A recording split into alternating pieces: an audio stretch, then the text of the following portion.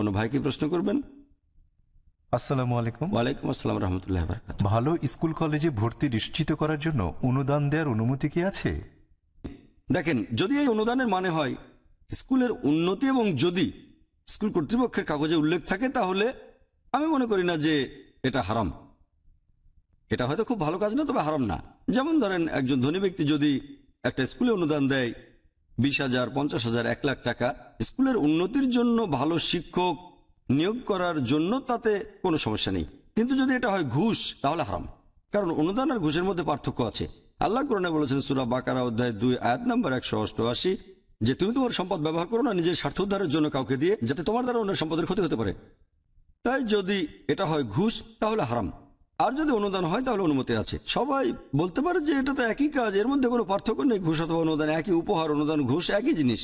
আমাদের প্রিয় নবী বলেছেন, নবীকে একজন জিজ্ঞেস করে যে উপহার আর ঘুষের মধ্যে পার্থক্য কি? যদি উপহারটা তোমার কাছে আসে, যা পাওয়ার যোগ্য তুমি না, সেটা হচ্ছে ঘুষ।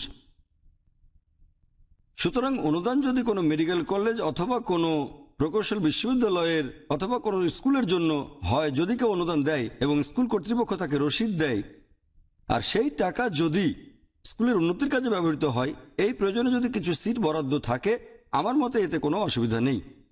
কিন্তু আপনি যদি টাকা দেন এবং সে টাকা প্রিন্সিপালের পকেটে চলে যায়, কর্তৃপক্ষের পকেটে যায় বা শিক্ষকের পকেটে যায়, তাহলে এটা হারাম, এটা ঘুষ।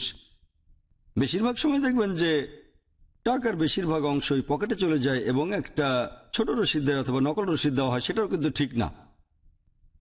তাই আপনি যদি বিষয়টা দেখতে চান, সেটাও গুরুত্বপূর্ণ। আপনার অধিকার আছে দেখার যে টাকাটা সঠিক হাতে যাচ্ছে কিনা, এবং কেউ যদি নিজে থেকে কিছু চায় তাহলে সেটা অবশ্যই ঘুষ। ঘুষ দিয়ে ভর্তি করাটা সম্পূর্ণরূপে হারাম। আশা করি উত্তরটা পেয়েছেন।